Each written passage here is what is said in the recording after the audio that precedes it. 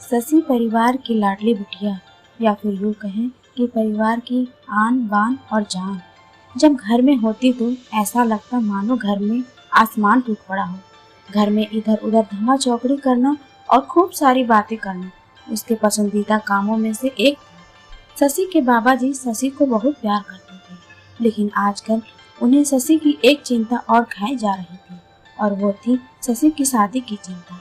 बस बाबा जी अब हर परिवार में शशि का ससुराल ढूंढते, लेकिन शशि को शादी के नाम से ही इतनी चिढ़ती कि शादी का नाम सुनते ही वह गुस्सा होकर मुंह फुलाकर दूसरे कमरे में बैठ जाती। खैर, थोड़ी देर में उसका गुस्सा खुद ब खुद उतर जाता और वह वापस अपनी धमा चौकड़ी में व्यस्त हो जाती। काफी खोजबीन के बाद भी शशि के बाबा जी को कोई ऐसा परिवार नजर नहीं आया जहां वे अपनी लाडली बिटिया की शादी कर सके। इसलिए उन्होंने अपने बचपन के दोस्त से इस बारे में राय लेने का निश्चय किया। बस फिर क्या था, वे अपने दोस्त धर्मेंद्र से मिलने निकल पड़े। अगले दिन जब वह स्टेशन पहुंचे तो धर्मेंद्र ने स्टेशन पर ही उनके लिए गाड़ी भेज दी थी। कई साल बाद अपने बचपन के दोस्त से मिलने के लिए वे भी बड़े उतावले थे। गाड़ी धीरे धीरे धर्मेंद्र के घर की ओर बढ़ी। बड़ा सा बंगला के आगे बगीचा, गाड़ियां, नौकर चाकर देख बाबाजी का मन खुशी से भर गया। कई सालों में धर्मेंद्र कितनी तरक्की कर ली है। नहीं तो सालों पहले धर्मेंद्र के पास था ही क्या। बस यही सब सोचते सोचते शशि के बाबाजी अपने दोस्त के बंगले पर पहुंच ही गए। गाड़ी की हॉर्न की आवाज के साथ ही धर्मेंद्र घर के बाहर अपने दोस्त के स्वागत के लिए आ गए। अपने दोस्त को गले लगाकर वे बाबा जी को अंदर ले गए। घर अंदर से ही काफी शानदार था। अपने दोस्त की संपन्नता को देख शशि के बाबा जी भी भूले नहीं समाये। चाय नाश्ता के बाद धर्मेंद्र ने उनके खास दोस्त से आने का कोई खास कारण पूछा। बाबा जी ने पोती की शादी के लिए एक अच्छा सा परिवार ढूंढने की काम सौंपते हुए बिटिया का फोटो धर्मेंद्र के हाथ में सौंप दिया। धर्मेंद्र भी अपने बेटे विवेक के लिए एक सुयोग्य कन्या की तलाश में था। तीखे नयन नक्श, चेहरे पर तेज और एक बार में ही किसी को पसंद आने वाली शशि बिटिया को फोटो में देखकर ही उन्होंने शशि को अपने घर की बहू बनाने का फैसला कर लिया। धर्मेंद्र इतना सोच ही रहे थे कि इतने में उनका बेटा विवेक आ गया। विवेक के बाबा जी के पैर छुए और हालचाल पूछने के बाद ऑफिस की ओर निकल गया। विवेक के जाने के बाद धर्मेंद्र ने अपने दोस्त से विवेक और शशि के रिश्ते की बात की। शशि के बाबा जी को लगा जैसे धर्मेंद्र ने उनके मुंह की बात छीन ली हो। खैर, प्रसन्नता से विदा लेकर अपने घर आने का कहकर बाबा जी अपने घर की ओर निकल गए। विवेक को शशि बहुत पसंद थी, लेकिन विवेक की माँ विवेक की शादी अपने से भी बड़े घर में करना चाहती थी। लेकिन विवेक के मनाने पर वह मान गई और तय समय पर विवेक और शशि की शादी हो गई। ससुराल में भी शशि के सास ससुर विवेक के बड़े भैया भाभी और शशि की ही उम्र की एक ननद थी रजनी।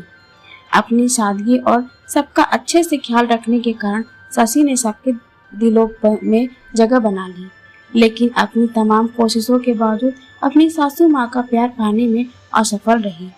वह शशि के हर काम में कुछ न कुछ गलती निकाल ही देती थी। अपनी शादी की रात को ही विवेक ने शशि से साफ साफ कह दिया था कि घर के किसी भी मामले में मैं बिल्कुल नहीं बोलूंगा, ना तो मैं किसी बात पर बहस करूंगा और ना ही तुम्हारा साथ दूंगा।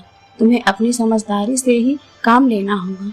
लेकिन शशि की लाख कोशिशों के बावजूद भी सासू माँ के व्यवहार में कोई परिवर्तन नहीं आ रहा था। शशि की ननद जरूर उसकी माँ से अपनी भाभी के प्रति इस तरह के व्यवहार पर उलझ जाती, लेकिन इससे भी केवल बात बढ़ने के अलावा कुछ नहीं होता। इसी तरह करीब 1 साल निकल गया। शशि और विवेक को एक बेटा हुआ। एक दिन रजनी कॉलेज से आई तो उसने सभी को कॉलेज के सालाना कार्यक्रम में आने के लिए कहा और यह भी कहा कि कॉलेज में उसके भी कार्यक्रम हैं, इसलिए आप सभी का चलना बहुत जरूरी है। बेटा अभी छोटा था, जिसकी वजह से शशि का जाने का मन नहीं था। घर पर ना चाहते हुए भी शशि को अपने बेटे के साथ रजनी के कॉलेज जाना पड़ा। कार्यक्रम की शुरुआत में गीत संगीत की कई प्रस्तुतियां हुई। उसके बाद मॉडलिंग राउंड शुरू हुआ। दर्शकों ने तालियों के साथ सभी का उत्साहवर्धन किया। मॉडलिंग में रजनी ने भी हिस्सा लिया था। आखिर राउंड में रजनी के साथ 2 और लड़कियों को सिलेक्ट किया गया, जहां सभी से जज द्वारा एक एक सवाल पूछकर विजेता घोषित करना था। सवाल जवाब का दौर शुरू हुआ। इसी कड़ी में जज साहिबा ने रजनी से सवाल पूछा, अगर घर में तुम्हारी माँ और भाभी में से किसी एक का साथ देना हो तो तुम किसका साथ दोगी? पूरे सदन में खामोशी छाई थी। सभी रजनी के जवाब की प्रतीक्षा कर रहे थे। तभी रजनी ने थोड़ा आगे बढ़कर कहा, अगर भाभी सही हो तो अपनी भाभी का। जज साहिबा ने आगे पूछा, क्यों? रजनी ने जवाब दिया, क्योंकि मुझे भी कल किसी की भाभी बनना है। जवाब सुनते ही पूरे सदन में तालियां गूंज उठी। सभी रजनी की सोच और उसके सटीक जवाब की प्रशंसा कर रहे थे। रजनी को विजेता घोषित किया गया। पुरस्कार लेने से पहले रजनी ने सभी से कुछ कहने के लिए माइक थामते हुए कहा, हर बेटी अपनी माँ से बहुत प्यार करती है और माँ भी अपनी बेटी के दिल के सबसे करीब होती है। इसी तरह हमारे घर की बहू भी तो किसी की बेटी है।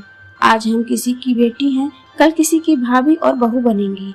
अगर कल से हमें कुछ दुख हुआ तो हमारी माँ को भी दुख होगा, और इसी तरह हमारे घर की बहू को दुख हुआ तो उसकी माँ को भी दुख पहुँचेगा। और इस दुनिया में किसी भी इंसान को किसी की भी माँ को दुख पहुँचाने का कोई हक नहीं है। इसीलिए हर सास अपनी बहू को अपनी बेटी समझे तो आगे चलकर उनकी बेटी को खुश रहेगी। रजनी के इतना कहते ही एक बार फिर तालियों की गड़गड़ाहट से गूंज उठा और उस दिन से विवेक की माँ शशि को अपनी बेटी की तरह प्यार करने लगी।